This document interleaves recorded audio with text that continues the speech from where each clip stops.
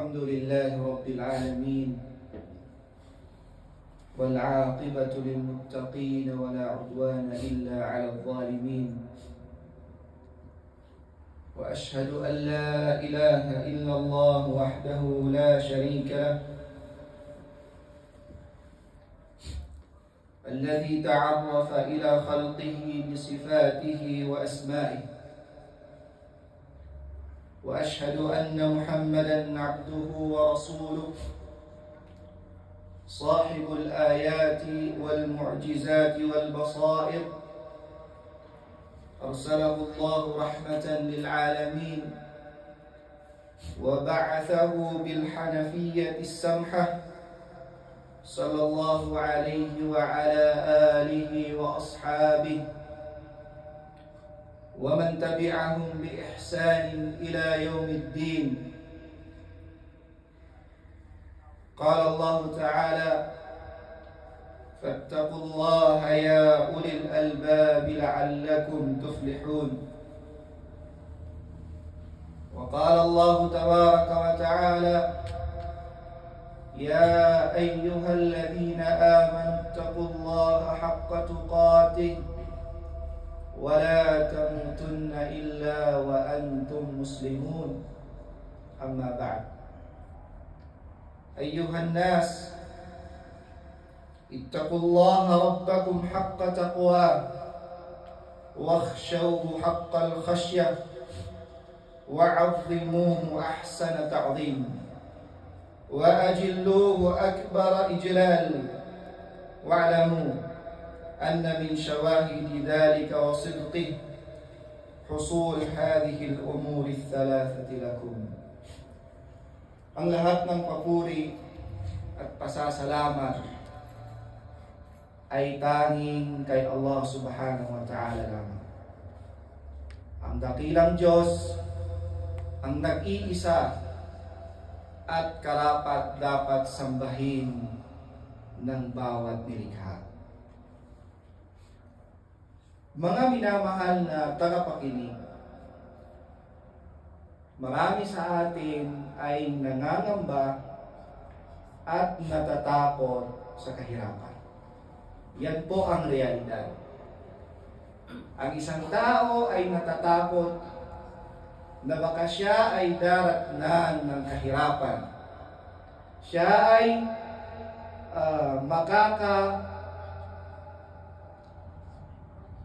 makakatikim, kumbaga, ng kahirapan. Ngunit mga kapatid, sa pananampalatayang Islam, may tatlong bagay na dapat malaman ng isang tao. At huwag siyang mangamba, huwag siyang matakot. Dahil ang kahirapan po ay, ipagpalagay natin na ang kahirapan ay musibah, isang pagsubok mula kay Allah subhanahu wa ta'ala. Pero tayo, bilang isang mananampalataya, bilang isang mu'min, bilang isang Muslim, na alam natin ang kahirapan ay hindi nagiging umaapekto sa ating kabuhayan. So ang paksa natin sa araw na to, may tatlong bagay na kapag nagawa mo, kapag tinanim mo yung sa isipan mo at sa iyong puso, hindi ka mangangamba, hindi ka matatakot sa kahirapan.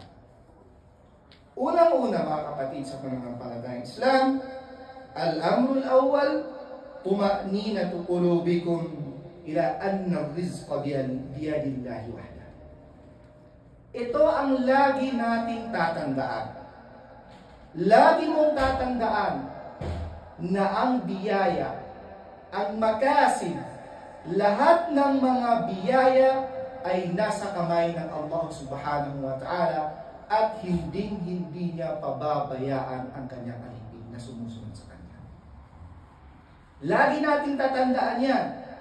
Alam ko, yung maiba sa atin, lumuwas ng bansa, pumunta ng Saudi, pumunta ng England, pumunta ng London at saka ibang bansa upang humanap na kanyang pangkabuhayan, nagtrabaho, upang sa gayon, matatakasan niya ang kahirapan. Upang sa gayon, magiging dahilan na ang kanyang mga gawain, ang kanyang pagtatrabaho, na ang rizq, na ang sahod na kanyang nailiko o nakuha, ipapadala sa kanyang pamilya upang iwasan ang kahirapan, upang makakakain ang kanyang mga pamilya. Pero kapatid, sa pananampalatayang Islam, unang hakbang na gagawin natin, dapat nandito sa ating puso ang katahimikan. Tumanina, katahimikan. Huwag kang mangamba. Ilagay mo at itanim mo sa iyong puso na ang biyaya ay nasa kamay ng Allah subhanahu wa ta'ala. Ano ang kanyang sinabi? Sinabi ng Allah subhanahu wa ta'ala, وَمَا مِنْ دَابَّةٍ فِي الْأَرْضِ إِلَّا عَلَى اللَّهِ رِزْقُهَا. Ito'y sapat na batayan. وَمَا مِنْ دَابَّةٍ, katiyakan, ginagarantiyahan ng Allah subhanahu wa ta'ala ang kabuhayan ng lahat ng mga gumagapang sa ibabaw ng kalupaan bilang kagandahang loob.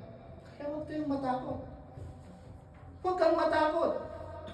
Ang kahirapan, huwag po tayong matakot. Ilagay natin at itanim natin ang katahimikan sa ating puso. Huwag tayong mangamba. Huwag kayong matakot. Pangalawa, mga kapatid sa pananampalatayang Islam, qana'atu qulubikum bima yassara Allah ta'ala lakum min hadha rizq. Ito ang pinakamainam, ang pagiging kontento sa lahat ng biyayang ipinagkaloob ng Allah subhanahu wa ta'ala. Tayo ay dapat maging kontento sa anumang ibinigay ng Allah subhanahu wa ta'ala sa atin. Pagkain, sahod, sasakyan, lahat ng bagay dapat natin itanim ang pagiging kontento. Contentment. Sinabi ng isang Hafiz Ibn Hibban, pinaka malaking biyaya na ibinigay ng Allah subhanahu wa ta'ala sa kanyang alipin ay ang pagiging kontento niya sa lahat ng bagay. Sinabi ng propeta sallallahu alaihi wasallam, qad aflaha man aslam wa ruziqa kafafan wa qanna'ahu Allah bima ataahu.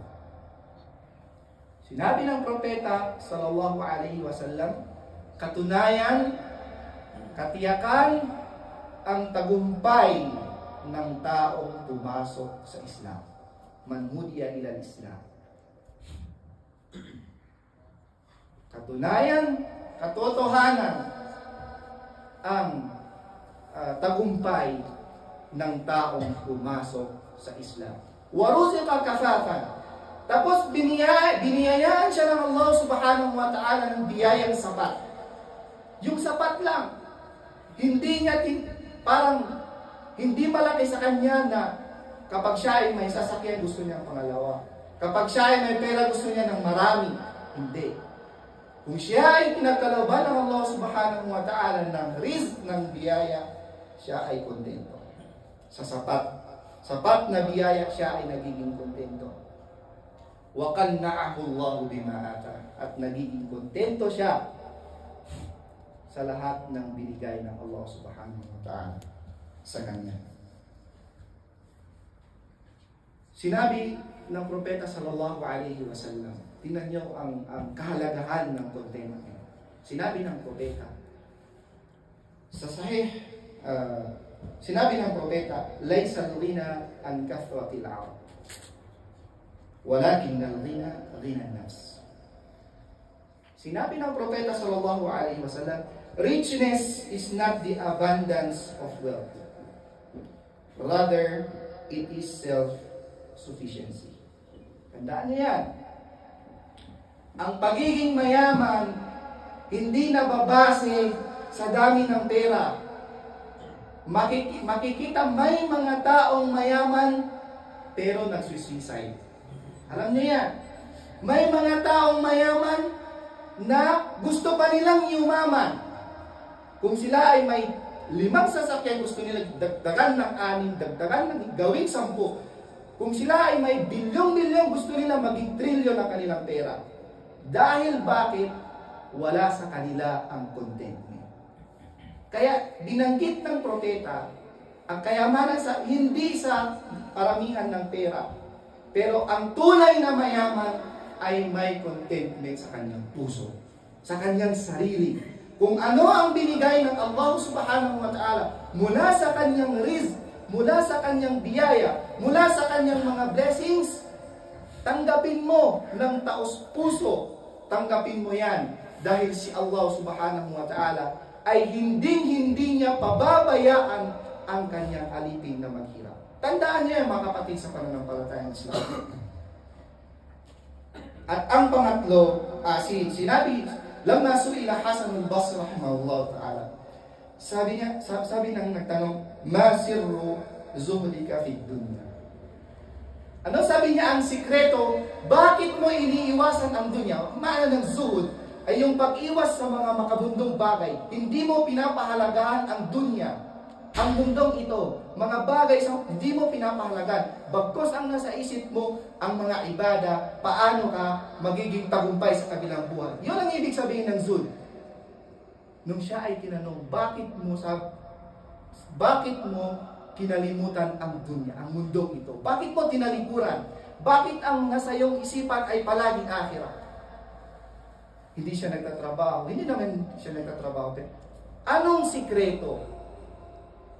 Sinabi ni Imam Hasan al-Basri, alimtu anna rizqi la ya'khudhuhu ghairi fatma'anna qalbi. Allah. Napagtanto ko, napag-alaman ko na ang aking biyaya ay hindi makukuha ng ibang tao.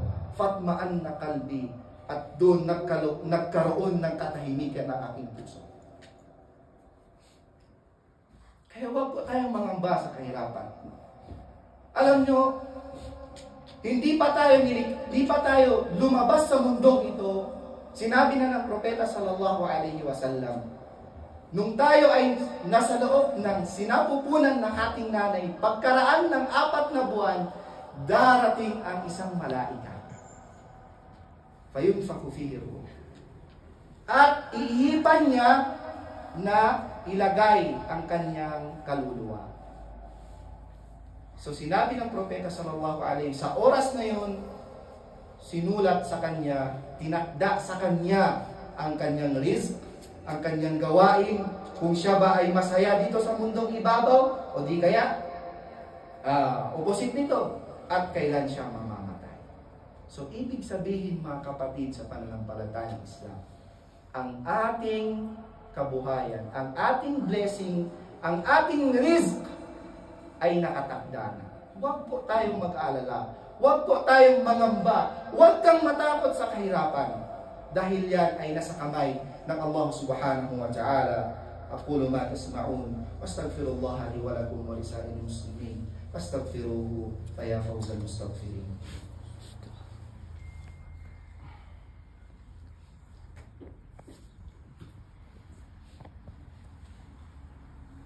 Alhamdulillahi ala ihsani wasyukru lahu subhanahu ala tawfiqihi wa amtinani.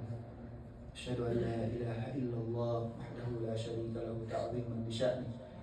Wa asyhadu anna Muhammadan 'abduhu wa rasuluhu da'i ila ridwani. Allahumma shalli wa sallim wa barik alayhi wa ala alihi wa ashabihi wa ikhwani. Ang pangatlo, adam khawfil faqri fil mustaqbal. Huwag po tayong matakot sa kahirapan in the future. Huwag kayong matakot. Wala alin nafs, hindi sa inyong sarili, wala alal ahli wal iyal. At huwag kayong mangamba sa inyong pamilya. Tulad ng ating sinabi, ang ating biyaya, ang ating blessings ay nakasulat na po. Nasulat na po, nakatakda na yan. Tulad ng kamatayan. Na nabanggit, yung tao na hinahanap niya ang kanyang rizq, na parang taong hinahanap niya ang kanyang kamatayan. Ang ibig sabihin, yung taong naghahanap ng rizq, sa kabila nun, yung mukabil, yung kapalit mo ay makukuha niya. Makukuha niya. Tulad ng kamatayan, yung tao na hindi niya maiiwasan ng kamatayan. Yun po ang ibig sabihin nun. Lidalik, wa akhiran, kataba ahadu bani Umayya ila Abi Hazim. Isang leader po ang sumulat kay Abu Hazim. Si Abu Hazim ay isang dalubhasa, isang alim. Ya'zim alayhi ay yarfa ilayhi hawaijahu liyaqdiha lahu.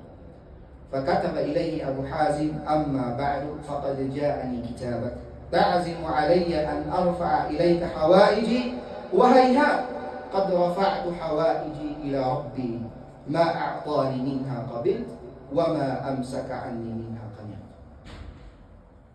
Panghuli mga kapatid sa pananampalatayang Islam, isang leader po ang sumulat kay Abu Hazim sang dalubhasa. Sabi niya, sumulat ka, sabihin mo lahat ng iyong kailangan. Sulat mo ang lahat ng iyong pangangailangan. Lahat ng iyong pera, pagkain, sulat mo lahat. Nung nag-reply si Abu Hazim sa isang leader na ito, sabi niya, amma ba'ad, faqad ja'ani kitaba. Dumating sa akin ang iyong mensahe. Dumating ang iyong sulat. Ta'azimu alayya an arfa ilayka hawaiji. Na kumbaga sabi niya, ta'azimu alayya an arfa ilayka hawaiji. Nasasabihin ko sa iyo ang aking mga pangangailangan. Pero sabi ni Abu Hazim, hayhat. Hayhat ibig sabihin mustahil, baid. Wa qad rafa'tu hawaiji ila rabbi. Katotohanan, pinaubaya ko ng aking pangangailangan sa aking Rabb, sa aking Panginoon, sa aking nag-iisang Diyos. Ma'atani minha qabil, anuman ang binigay ng Allah subhanahu wa ta'ala sa akin, tinanggap ko, tinatanggap ko ng taos puso. Wa ma amsaka anni minha qanit. At anuman ang hindi binigay ng Allah subhanahu wa ta'ala sa akin, ay kontento na ako. So yun lang mga kapatid sa pananampalatayang Islam. Inna Allah wa malaikatahu yusalluna 'alan nabiy ya ayyuhalladhina amanu sallu 'alaihi wa sallimu taslima. Allahumma salli 'ala Muhammad wa 'ala ali Muhammad kama shallaita 'ala Ibrahim wa 'ala ali Ibrahim fil 'alamin innaka Hamidum Majid. Allahumma barik 'ala Muhammad wa 'ala ali Muhammad kama barakta 'ala Ibrahim wa 'ala ali Ibrahim fil 'alamin innaka Hamidum Majid. Allahumma ighfir lana dhunubana wa dhunuba abaina wa ummahatina wa li jami'il muslimina wal muslimat wal mu'minina wal mu'minat al ahya minhum wal amwat innaka sami'un qarib mujibud da'wati ya rabbal alamin. Allahumma inna nas'aluka minal khairi kullihi 'ajilihi wa ajil ma 'alimna minhu wa ma lam na'lam wa na'udzu bika min syarri kulli 'ajilihi wa ajil ma 'alimna minhu wa ma lam na'lam. Rabbana atina fid dunya hasanatan wa fil akhirati hasanatan wa qina 'adzaban nar wa adkhilna al jannata ma'al abrar. Qum ila salatikum yarhamkum.